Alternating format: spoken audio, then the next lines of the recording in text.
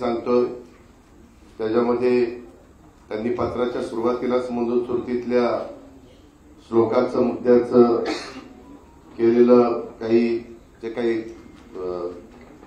त्याच्याबद्दलचं बोलणं आहे त्याची काही गरज नव्हती।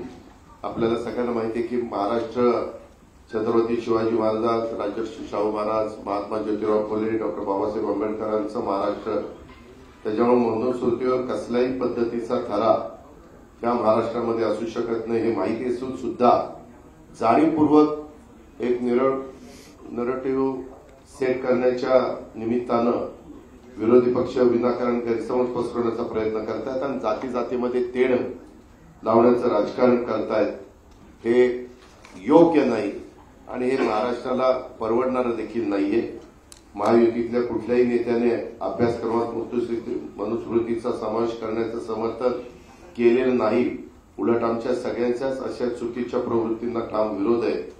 आज आपण बघतोय आजचा दिवस तर अतिशय महत्वाचा आहे। 26 जून म्हणजे सामाजिक न्यायाचे जनक राजर्षी शाहू महाराजांची 150वी जयंती आहे। राजर्षी शाहू महाराजांनी त्यांच्या करवीर संस्थांच्या माध्यमातून या देशात पहिल्यांदा दुर्बल घटकांच्यासाठी आणि राखीव जागांच्यासाठी कायदा केला आणि बहुजनांच्या मुलांच्यासाठी शिक्षणाची द्वारं खुली केली। शेतकऱ्यांच्यासाठी धरणं बांधली, त्यांना आधुनिक पद्धतीनं शेती करायला शिकवलं। शेतकऱ्यांच्यासाठी त्यांनी त्या काळामध्ये बाजारपेठा उभ्या केलेल्या आपण सगळ्यांनी त्याबद्दलचा इतिहासामध्ये ऐकलेला आहे। आणि या सगळ्या गोष्टी करत असताना त्यांनी त्या काळात नवीन उद्योग आणले, सर्व जाती धर्माच्या मुलांना शिक्षण कसं घेता यावं यासाठी त्यांनी हॉस्टेल देखील बांधली। अशा लोककल्याणकारी राजर्षी शाहू महाराजांचा वारसा हे राज्याच्या मुख्यमंत्र्यांच्या नेतृत्वाखाली पुढे नेत असताना मनुस्मृतीसारख्या मुद्द्याला या महाराष्ट्रात स्थान असणार नाही हे मी या निमित्तानं पुन्हा एकदा ठामपणे सांगू इच्छितो। इतर पण वेगवेगळ्या प्रकारचे मुद्दे आहेत, त्याच्या संदर्भामध्ये सभागृहामध्ये चर्चा होईल।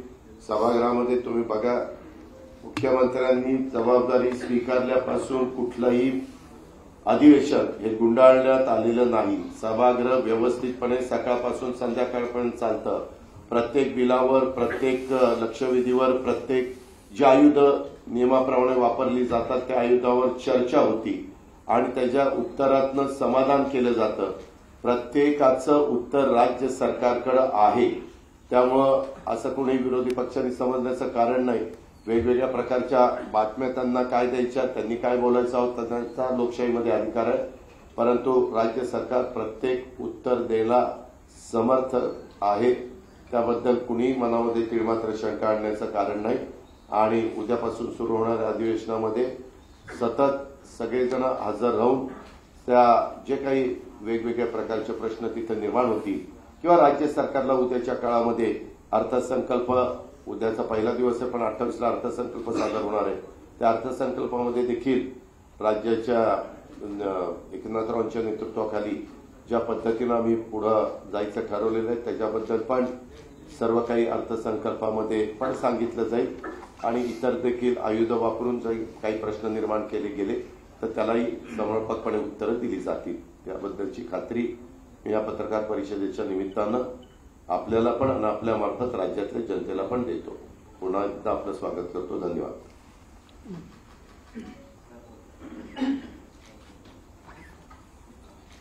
माननीय मुख्यमंत्री महोदयांच्या नेतृत्वात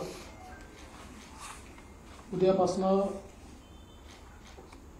अधिवेशनाला सरकार सामोरं जात आहे। आज विरोधी पक्षाने प्रथेप्रमाणे चहापानावर बहिष्कार टाकत जे पत्र दिलेलं आहे, खरं म्हणजे खोटं बोल पण रेटून बोल, खोटे नरेटिव्ह तयार करून एखाद्या निवडणुकीमध्ये थोडी मतं मिळाल्यानंतर आता खोटंच बोलायचं अशा प्रकारच्या मानसिकतेमध्ये विरोधी पक्ष गेलाय असं या ठिकाणी मला वाटतं। किंबहुना त्यांनी दिलेलं पत्र याचा एका वाक्यात जर उल्लेख करायचा असेल तर त्यांनी आरशात आपला चेहरा पाहिला पाहिजे, अशा प्रकारचे पत्र आहे. कारण त्यांनी, मी सगळ्या गोष्टी सांगणार नाही, मुख्यमंत्री बोलणार आहेत, पण त्यांनी काय सांगितलं, विदर्भातले सिंचनाचे प्रकल्प मार्गी लावण्यात आलेलं अपयश. आता हे कोणाला होतं अपयश? 2.5 वर्ष ज्यांचं सरकार होतं, ज्यांनी विदर्भातल्या एकाही प्रकल्पाला सुप्रमा दिली नाही, एकाही नाही. ते आम्हाला सांगतायत की विदर्भाचे प्रकल्प मार्गी लागले नाही. या उलट विदर्भातल्या बहुतांश प्रकल्पांना केवळ सुप्रमाच दिली नाही, तर त्याचं काम देखील आपण सुरू केलं. आणि बळीराजासारखी योजना आता जवळजवळ 87 प्रकल्प आपण पूर्ण करत आणलेले आहेत. आणि एवढंच नाही, 2019 मध्ये वैनगंगा नळगंगा प्रकल्प, त्याचा GR आपण काढला. मध्यंतरी सरकारमध्ये त्याची फाईल मुंगीच्या पावला एवढी देखील हल्ली नाही. पुन्हा नवीन सरकार आल्यानंतर सगळ्या मान्यता त्याच्या आम्ही घेतल्या आणि लवकरच अंतिम मान्यतेकडे तो चाललेला आहे. आणि हे मात्र पत्रामध्ये आम्हाला प्रश्न विचारतायत. त्यामुळे दोन्ही विरोधी पक्ष नेते, आणि त्या पत्रावर उद्धवजींची पण सही आहे, नाना पटोलेंची पण सही आहे, त्यांनी स्वतःला प्रश्न विचारला पाहिजे की त्यांच्या काळात विदर्भातल्या एकाही प्रकल्पाला का मान्यता मिळाली नाही, वैनगंगा नळगंगा प्रकल्पाला का मान्यता मिळाली नाही. दुसरं, वैधानिक विकास मंडळ त्यांनी लॅप्स केलं. नवीन सरकार आल्यानंतर आम्ही त्याचा ठराव करून केंद्राला पाठवला आणि ते आम्हाला विचारतायत वैधानिक विकास मंडळ का नाही. पहिल्यांदा त्यांनी स्वतःला विचारलं पाहिजे की त्यांनी का लॅप्स केलं. एवढंच नाही तर मराठवाडा वॉटर ग्रीडच्या संदर्भात त्यांच्या पत्रामध्ये प्रश्न आहे. मराठवाडा वॉटर ग्रीड आम्ही सुरू केली होती, ती वॉटर ग्रीड बंद करण्याचं काम हे महाविकास आघाडीच्या सरकारमध्ये झालं. आणि आता ते आम्हाला विचारतायत की वॉटर ग्रीडचं काय झालं. आम्ही तर वॉटर ग्रीडचा प्रस्ताव केंद्र सरकारकडे दाखल केला आहे आणि त्यांना विनंती केली आहे की हर घर जल योजनेमध्ये हा वॉटर ग्रीडचा प्रस्ताव समावेश करा आणि त्याचा पाठपुरावा देखील आमचा चाललेला आहे. आपण जर बघितलं तर पेपर फुटीच्या संदर्भात ते बोलतायत. सर्वात जास्त पेपर फूट उद्धव ठाकरेजी मुख्यमंत्री असताना झाली आहे.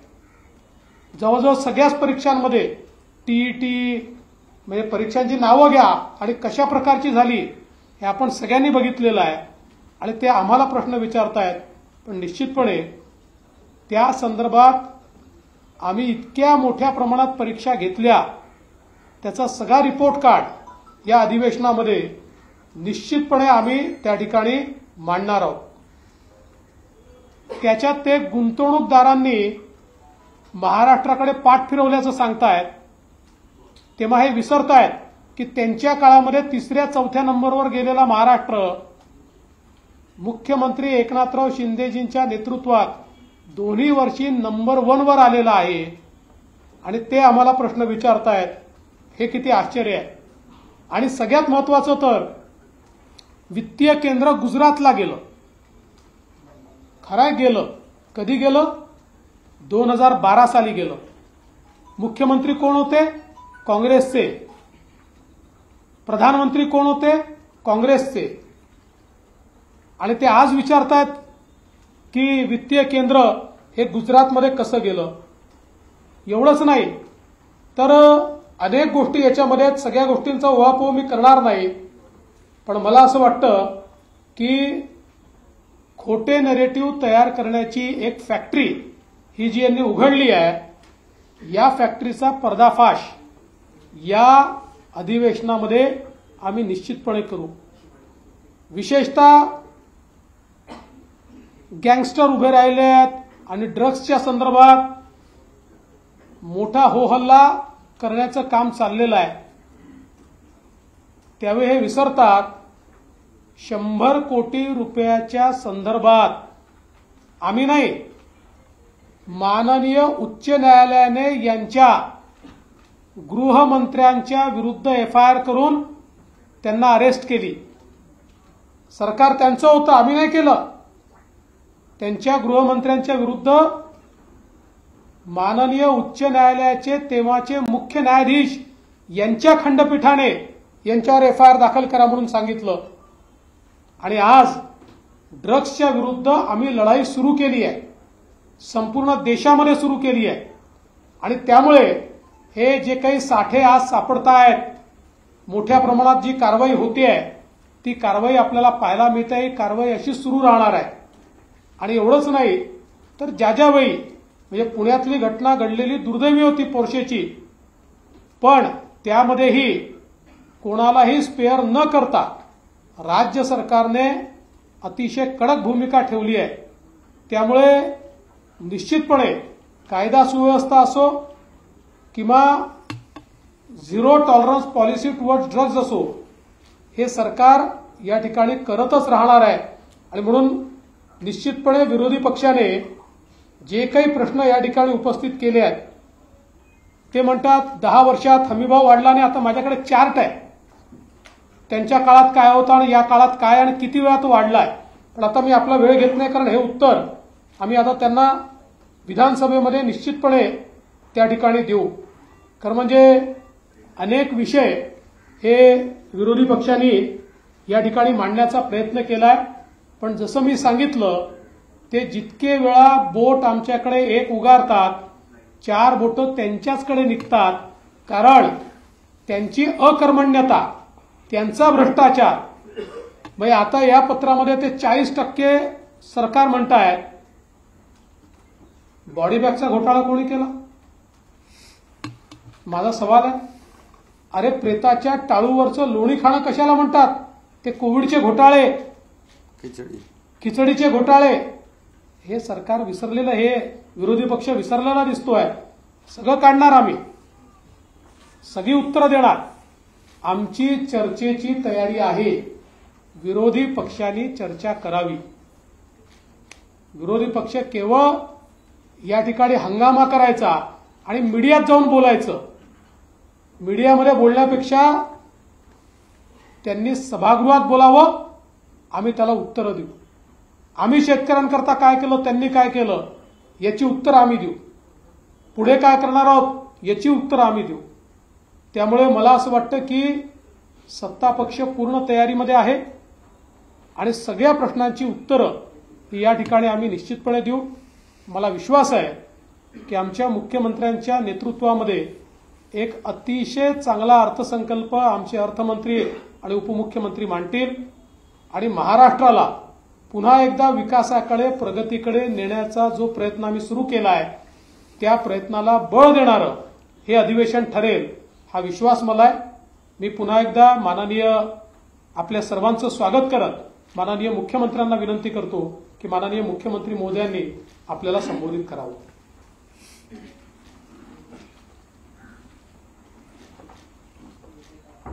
सर्व पत्रकारांचं मनापासून स्वागत. दोन्ही उपमुख्यमंत्री महोदयांनी अधिवेशनाबद्दल आपल्याशी संवाद साधलाय. उद्यापासून आपलं पावसाळी अधिवेशन सुरू होत आहे आणि या अधिवेशनामध्ये ठरल्याप्रमाणे विरोधकांनी बहिष्कार घातलाय. खरं म्हणजे या पंचवार्षिकचं शेवटचं अधिवेशन होतं. आम्हाला वाटलं होतं चर्चा करतील, येतील आणि चर्चेतून बरंचसं काही चांगलं जनतेसाठी होत असतं, परंतु त्यांची चर्चा करण्याची बिलकुल इच्छा नाही. पत्रही दिलंय, त्या पत्रामध्ये पण काही नवीन मुद्दे नाहीत. तेच घिसेपिटे प्रश्न उत्तर, अंतिम आठवडा प्रस्तावासारखं. आणि एकंदरीत जे काही चर्चा सभागृहात करायची आमची तयारी आहे, उत्तराची तयारी आहे, परंतु त्यांची तयारी नाही. त्यांची तुमच्या समोर येऊन खोटं बोल पण रेटून बोल, जसं देवेंद्रजींनी त्यांना काही उत्तरं दिली, अजितदादांनी दिली. म्हणजे जी वस्तुस्थिती नाही ती वस्तुस्थिती समोर आणून लोकांची दिशाभूल करायची आणि स्वतःची पाठ थोपटून घ्यायची, अशा प्रकारचा त्यांचा जो काय आविर्भाव आहे. गेल्या वेळेस मी म्हणालो होतो की काय अवसान गळालेलं एक अतिशय म्हणजे गोंधळलेला विरोधी पक्ष यावेळेस मात्र थोडं तुमच्यासमोर जरा छाती फुगून आले असतील. कारण लोकसभेमध्ये म्हणाले की लोकसभेमध्ये मिळालेलं म्हणजे अपयश यामुळे आता सत्ताधारी पोकळ आश्वासनांचं घोषणा करतील. अरे कुणाचं अपयश आहे? मोदीजींना हरवा हरवा हरवा म्हणून जंग पछाडलं तुम्ही. मोदी द्वेषाने पछाडले, संविधान बदलणार खोटं नरेटिव्ह सेट केलं, आरक्षण जाणार हे म्हटलं, सगळ्या गावागावामध्ये जाऊन हे सगळं खोटं नरेटिव्ह पसरवून तुम्ही काही प्रमाणामध्ये नक्की त्याच्यामध्ये क्षणिक तुम्हाला आनंद मिळालाय. पण एवढं करून सुद्धा काँग्रेसला जागा किती मिळाल्या? 99. पण 3 वर्ष 15व्या म्हणजे 3 टर्म मध्ये आज 15 वर्ष झाली. 40, 50, 99. पण तुम्हाला आता 240 पर्यंत पोहोचायला किती वर्ष लागतील? 25 वर्ष लागतील. आणि एवढं करून काय मिळालं? मोदी प्रधानमंत्री झाले. मोदी या देशाचे प्रधानमंत्री झाले. देशातल्या लोकांनी त्यांना मतदान केलं आणि गिरे तो भी टांग उपरवाली म्हण आहे ना. आणि मोदी जिंकले आणि तुम्ही हरलात, तरी सुद्धा आमचे काही लोक दुसऱ्याच्या वरातीत घोडं नाचणारे, बेगाने शादी में अब्दुल्ला दिवाना. अरे काय चाललंय तुमचं? किती मतं मिळाली? किती तुम्ही? अरे उबाटाचं जर सांगायचं तर उबाटा आम्ही समोर 13 लढलो, 7 आम्ही जिंकलो. 19% टोटल मतांच्या 14.5% धनुष्यबाणाला मिळाली. 4.5% तुम्हाला तुमच्याकडे मतं राहिली. आणि ही आता आलेली सूज आहे. ही सूज उतरेल, तात्पुरती सूज आहे. फसवून दिशाभूल करून मतं मिळवलेली आहेत. आणि लोकांनाही कळतंय आता, अरे हटाएंगे बोले हटाएंगे ना, हम ही अड़ गए, वो तो बैठ गए जाके, अभी क्या करने का. आणि म्हणून मी आपल्याला एवढं सांगतो, आमची सगळी तयारी आहे याच्यामध्ये. जेव्हा सरकार स्थापन झाल्यापासून पहिल्या दिवसापासून विरोधक काय म्हणत होते? सरकार पडणार. आता पडतंय, 2 महिन्यांनी पडतंय, 4 महिन्यांनी पडतंय. पडता सरकार मजबूत होत गेलं. अजितदादा आले आमच्या बरोबर, असं अजून मजबूत होत आलं. मग मुख्यमंत्री बदलणार. देव पाण्यात बुडवून तुम्ही ठेवले. पण काय झालं का? 2 वर्ष आता 30 तारखेला होत आहे सरकारला. एक मजबूत सरकार या महाराष्ट्राने पाहिलेलं आहे. मजबूत निर्णय घेणारं सरकार महाराष्ट्राने पाहिलेलं आहे. तुम्ही काय सांगता आम्हाला? तुम्ही काय दिलं शेतकऱ्यांना? आमच्याकडे आकडेवारी आहे.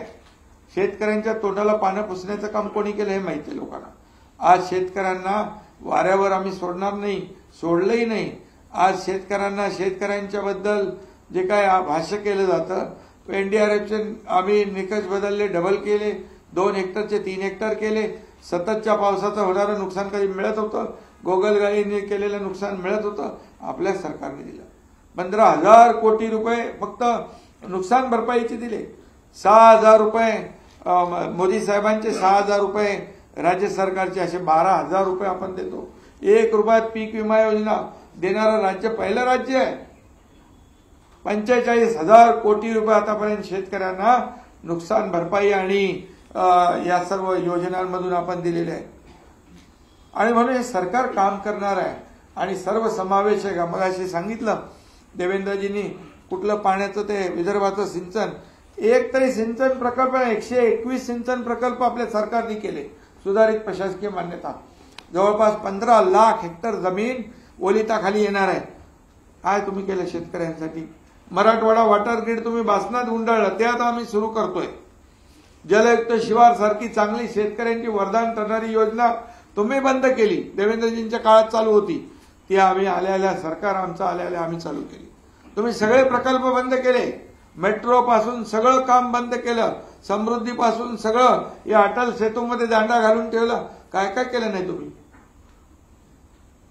हे सगळे प्रकल्प आम्ही सुरू केले आणि आज सगळीकडे योजना, महिलांसाठी योजना असतील, युवकांसाठी असतील, शेतकऱ्यांसाठी असतील, वरिष्ठ ज्येष्ठांसाठी असतील, हे सगळे किती प्रकल्प शासन आपल्या दारी. कधी झालं होतं? कधी कुणाला शासनाचे लाभ कंटाळून कटकट करून सोडून देत होते लोक? आज शासन आपल्या दारीच्या माध्यमातून कोट्यावधी लोकांना, जवळपास 4 कोटीपेक्षा जास्त लोकांना त्याचा फायदा झाला. हे शासनाचं काम आहे आणि शासन लोकांच्या दारातच म्हणजे शोभून दिसतं, लोकांच्या दारात जाऊन काम करणारं हे सरकार आहे. बाळासाहेब ठाकरे म्हणायचे कोणी आलं तर मंत्रालयातून खाली उतरून त्यांना भेटा. आम्ही तर डायरेक्ट शासन दारी आम्ही घेऊन गेलो. आणि म्हणून ह्या सगळ्या ज्या काही बाबी आहेत, खोटं बोला पण रेटून बोला, या परिस्थितीमध्ये थोडा काळ त्यांना आनंद झालेला आहे. आज पुन्हा मोदी साहेब प्रधानमंत्री झालेले आहेत. आल्या आल्या त्यांनी काय केलं? शेतकऱ्यांच्या जे काही इन्स्टॉलमेंट आहे, सन्मान, शेतकरी सन्मान योजना, त्याच्यावर सही केली. आज शेतकरी, कष्टकरी, गोरगरीब लोक आहेत, त्याच्यासाठी आम्ही काम करतोय. आणि यामध्ये तुम्हाला मी एवढंच सांगतो की खोटी आकडेवारी देऊन तुम्हाला क्षणिक आनंद घेता येईल, परंतु लोकांना फसवता येणार नाही. गेल्या 2 वर्षाच्या कामगिरीवर आता उद्या आमचा अर्थसंकल्प आहे. अर्थमंत्री इथे बसलेले आहेत आणि आम्ही खोट्या अफवांचा पाऊस पडणारे लोक नाही. आम्ही जे जे बोललोय ते दिलेलं आहे, तपासून घ्या. आणि उद्या देखील उद्याच्या अर्थसंकल्पातून काय काय निघेल ते जनतेच्या हिताचंच निघेल, शेतकऱ्यांच्या हिताचंच निघेल, माता भगिनींच्या हिताचं निघेल, तरुण बेरोजगार लोकांच्या हिताचं निघेल, ज्येष्ठांच्या हिताचं निघेल, सगळ्यांच्या हिताचंच. हे सर्व समावेशक, हे सर्वसामान्यांचं सरकार आहे. आणि आज तुम्ही खोटे आरोप करता. उद्योग पळाले, त्याच्यावर तुम्ही तर बोललात, उद्योग पळाले. अरे आज या महाराष्ट्रामध्ये जवळपास 1,37,00,000 कोटीची पहिली गुंतवणूक झाली, नंतर 5,00,000 कोटीची इन्व्हेस्टमेंट झाली. महाराष्ट्र आता इंडस्ट्री फ्रेंडली स्टेट झालेला आहे आणि म्हणून येणाऱ्या सर्व गुंतवणुका ज्या आहेत या महाराष्ट्रामध्ये येत आहेत. महाराष्ट्रामध्ये पोटेन्शियल आहे, चांगलं इन्फ्रास्ट्रक्चर आहे, कनेक्टिव्हिटी आहे, स्किल मॅनपॉवर आहे. आणि तुम्ही काय केलं? तुम्ही माणूस आला की सगळं चर्चा झाल्यानंतर शेवटी आमचं काय? आम्ही ते विचारत नाही. तुम्हाला काय मदत पाहिजे सांगा, आम्ही रेड कार्पेट देतो, आम्ही सबसिडी देतो, सिंगल विंडो क्लिअरन्स आम्ही देतो. म्हणून तर मोठ्या प्रमाणात केसरकर इकडे आहेत. 4,00,000 लोकांना जर्मनीमध्ये रोजगार देण्याचा एमओयू साईन झालेला आहे. आज लोडाच्या स्किल डेव्हलपमेंट याच्यामधून, डिपार्टमेंटमधून लाखो लोकांना नोकरी मिळाली.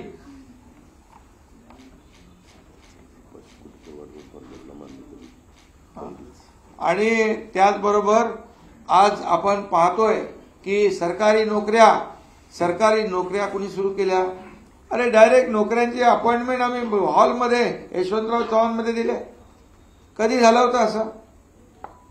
आणि म्हणून हे सगळं आज पोलीस भरती चालू आहे. आणि सर्व समावेशक हे सरकार काम करतंय, त्यामुळे त्यांच्या पायाखालची वाळू सरकले. मी तुम्हाला सांगतो, या कामाच्या जोरावर हे जे केलेले 2 वर्षामध्ये आम्ही घेतलेले निर्णय हे सर्वसामान्यांच्या हिताचे निर्णय आहेत. आज कोस्टल हायवे सुरू झाला, 2 ओपन केले. काय म्हणाले? आम्ही केलं. अरे तेव्हा देवेंद्रजी मुख्यमंत्री होते, सगळ्या केंद्राच्या परवानग्या त्यांनी मिळवून आणल्या, पण तुम्ही त्यांना भूमिपूजनाला बोलवायचं देखील तुम्ही, एवढा कदरूपणा असतो का कुठं? हे छोट्या कोत्या वृत्तीचे लोक. आणि दुसरा अटल सेतू, समृद्धी हायवे, हे सगळे गेम चेंजर प्रकल्प आहेत. हे केले कोणी? यांना आम्ही जसं सरकार आल्यानंतर 2 वर्षामध्ये मेट्रोची कामं थांबलेली, मेट्रोची कामं सुरू केली. सगळे हे जी काय सगळे आज तुम्ही जिकडे बघाल, मुंबई तर खड्ड्यामध्ये घातली होती. पहिला आम्ही आल्यानंतर मुंबईचे कॉन्क्रीटचे रस्ते करण्याचा निर्णय घेतला. आज त्याची कामं चालू झाली. 2 वर्षामध्ये खड्डेमुक्त मुंबई करण्याचा आम्ही निर्णय घेतला, त्याची अंमलबजावणी आम्ही करतोय. बाळासाहेब ठाकरे कुठले म्हणाले आरोग्याची बोजवारा उडालाय.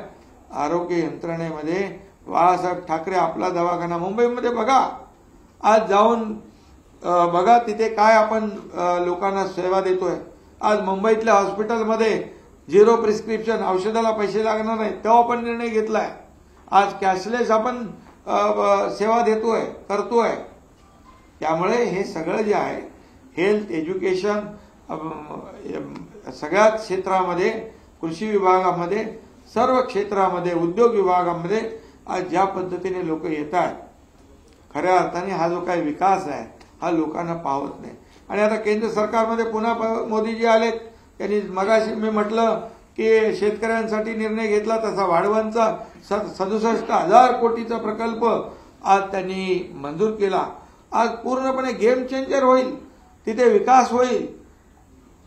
आज जसं अटल सेतू किंवा मुंबई पुणेमुळे जे काही समृद्धीमुळे जो विकास झाला, आज मुंबईमध्ये आपण पाहिलं अटल सेतूच्या जिथे लँडिंग होतं, एअरपोर्ट होतोय, पनवेल त्या भागातला उरण, हा सगळा विकास होईल. पालघरचा विकास होईल आणि मग संपूर्ण राज्याचा विकास झाला पाहिजे, ही भूमिका आम्ही घेऊन चाललेलो आहे.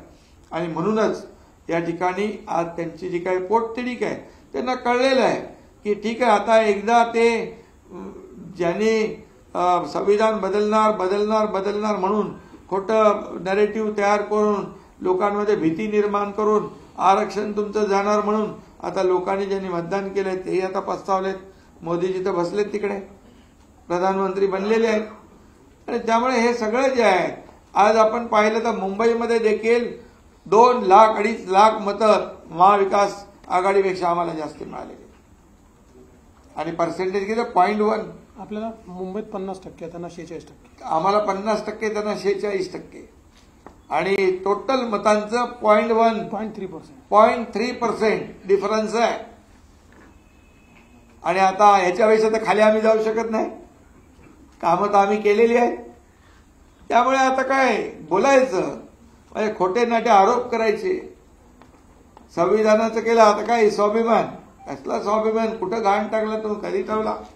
स्वाभिमान असता तर 2019ला तुम्ही घाण टाकला नसता.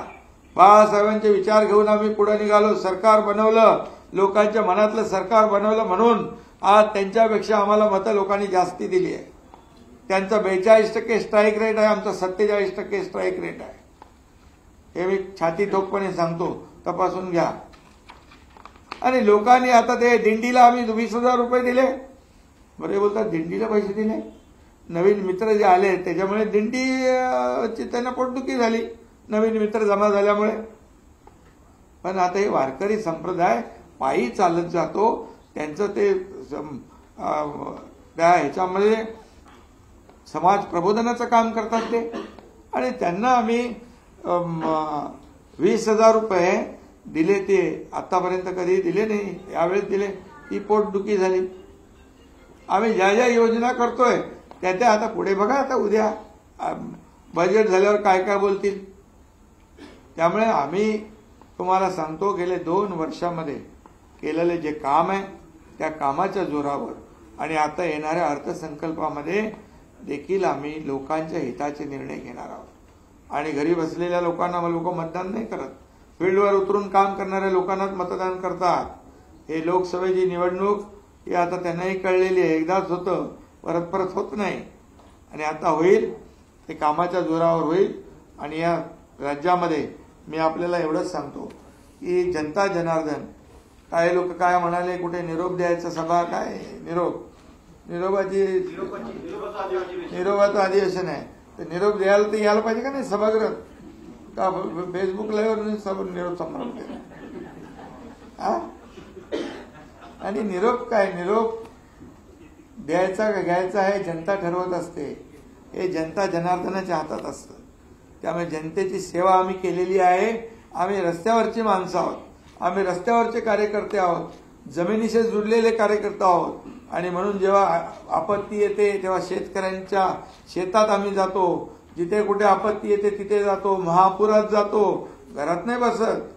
त्यामुळे लोकांना माहीत आहे काम करणारं सरकार कोण आहे आणि फक्त खोटे आरोप करणारं सरकार कोण आहे. त्यामुळे आमची अधिवेशनामध्ये आमची तयारी आहे. हे शेवटचं अधिवेशन आहे.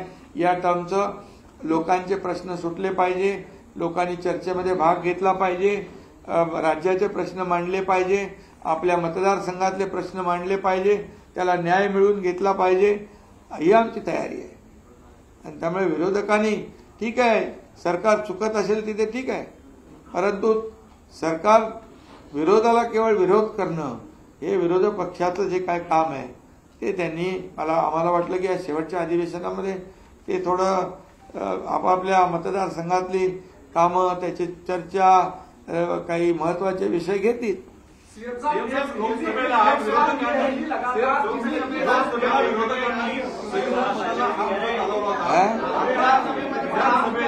अरे एक एक जण बोला ना, काय चाललंय? काय चालवलं? लोकसभेला संविधान बदलणार हा विरोधकांनी चालवला होता. आता महाराष्ट्राचा स्वाभिमान जो आहे तो आगामी विधानसभेला लावून धरणार आहे. अरे मी मगाशी म्हटलं ना, ते संविधान कधी बदलणार आहे का? बाबासाहेबांचं संविधान, आपलं संविधान, देशाचं संविधान जगात सर्वोत्तम आहे आणि मोदीजींनी तर त्याला कपाळाला लावलं. आणि दुसरी गोष्ट, बाबासाहेबांना कुणी हरवलं? काँग्रेसने 2दा हरवलं. अरे बाबासाहेब म्हणायचे जळकं घर आहे काँग्रेसचं, त्यापासून सावध राहा. आता त्यांना संविधान आठवलं. संविधान दिन आठवला का त्यांना? मोदीजींनी 2015ला संविधान दिन सुरू केला. आज बाबासाहेबांचं लंडन मधलं घर स्मारक बनवलं. आज आपण इथे मुंबईमध्ये इंदू मिलमध्ये जगाला हेवा वाटावा असं स्मारक करतोय. काय तुम्हाला बोलायचा अधिकार आहे संविधान बदलणार म्हणून? अरे जोपर्यंत सूर्यचंद्र आहे तोपर्यंत संविधान कोणीच बदलू शकत नाही. पण हे एकदा हमीभावाचा मुद्दा विरोधक घेऊन आलेले आहेत. दुधाचा जर प्रश्न पाहिला, अरे ते दुधाचा वगैरे त्यांनी काय दिलंय? आम्ही निर्णय घेतलाय, कालच्या बैठकीतच आम्ही निर्णय घेतलाय. शेतकऱ्यांसाठी खरीपाच्या बैठकीमध्ये अनेक निर्णय आम्ही घेतले आणि ते तुम्हाला कळते.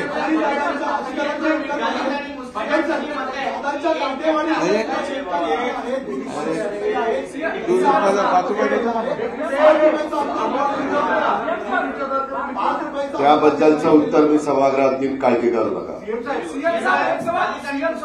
एक गट्टा मत आहे ती आपण पाहिलं की काँग्रेस आणि उभारी पक्षाला प्रकरणात लोकसभेमध्ये पाहायला मिळाले. विधानसभेमध्ये पण हा ट्रेंड चालेल असं बोललं जातं. यासाठी तुम्ही काय करणार? अरे बाबा, 1 लोकसभा म्हणजे 6 विधानसभा. आता 6 विधानसभेतली एकत्र मतं आली. ही विधानसभेमध्ये एकीकडे 40,000 50,000, दुसरीकडे 3 लाख मतं आहेत आणि आता सगळे जागृत झालेले आहेत. एवढं करून पण मिळवलं काय? किती पर्सेंटेज आपल्यापेक्षा जास्ती मतं मिळवली? तर त्याचा अभ्यास करा.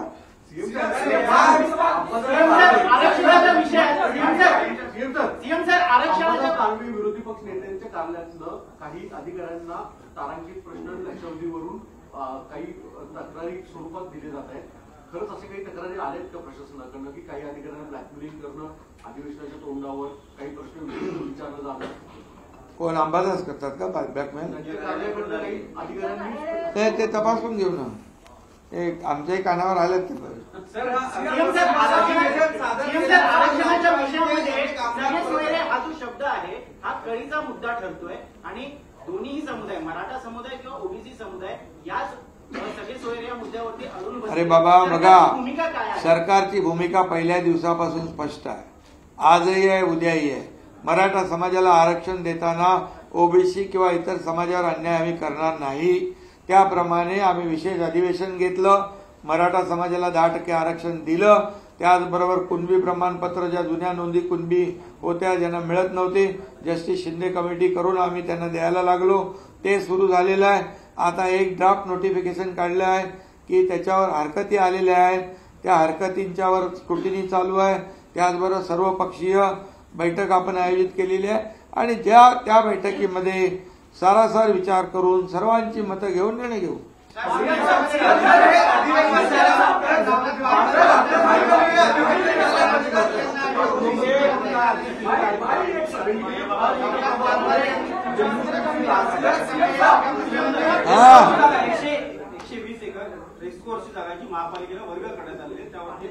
काय झालं ते? काय प्रॉब्लेम आहे? अरे ते तर आपण सेंट्रल पार्क म्हणजे इंटरनॅशनल वर्ल्ड क्लास आपण तो हे करतोय, मोठं गार्डन करतोय, सेंट्रल पार्क करतोय. आतापर्यंत तिथे रेसकोर्स होतं. रेसकोर्स ठेवून आपण 120 एकर जागा घेतली. त्या जागेवर एक कुठलंही बांधकाम होणार नाही. ती जागा पूर्णपणे गार्डन म्हणून आपण वापरणार त्या ठिकाणी. आणि दुसरी गोष्ट, आपलं जे कोस्टलचं गार्डन होणार आहे ते 200 म्हणजे 180 एकर आणि हे 120 एकर खालून आपण सबवे करून हे गार्डन एक करणार. 300 एकरचा सेंट्रल पार्क मुंबईत होणार. 300 एकर. तुम्ही विचार करा, ही हिंमत कुणी दाखवली? आपल्या सरकारने. मग महालक्ष्मीपेक्षा मग ते का थांबलं? एकदा सुरुवात केली होती मागच्या सरकारमध्ये, मग कुठं अडकलं? कोण त्यांना भेटलं? मग महालक्ष्मीतलं त्यानं महालक्ष्मी राहिली बाजूला. लक्ष्मी दर्शन झालं का? काय झालं? का थांबलं? ते थांबलं का? आणि ते आम्ही करण्याचं धाडस केलंय.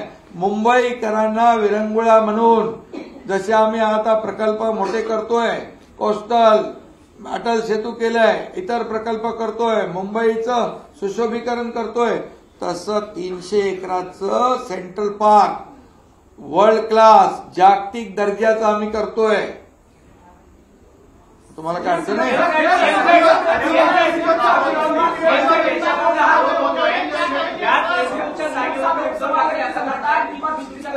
मित्रांसाठी जागा उपलब्ध करून दिली. कुठे? उद्धव ठाकरे असा आरोप करतात. कशामध्ये? कुठल्या गार्डन मध्ये? पण याच रेस्कोच्या जागेवर. अरे रेसकोर्सवर बांधकामच नाही होणार आहे. तेच गार्डन. गार्डन मध्ये खेळायला काय? आमचे मित्र 120. अरे 100 मित्रांना बोलू, त्यांच्या मित्रांना पण बोलू. 120 एकर म्हणजे 300 एकराचं गार्डन मुंबईमध्ये होत आहे. पत्रकार मित्रांनो, तुम्हाला याची नोंद घ्या.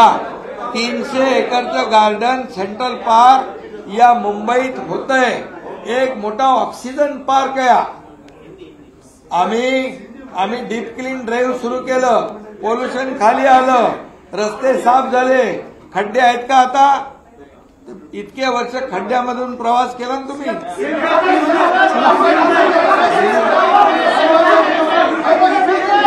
चलो, धन्यवाद धन्यवाद.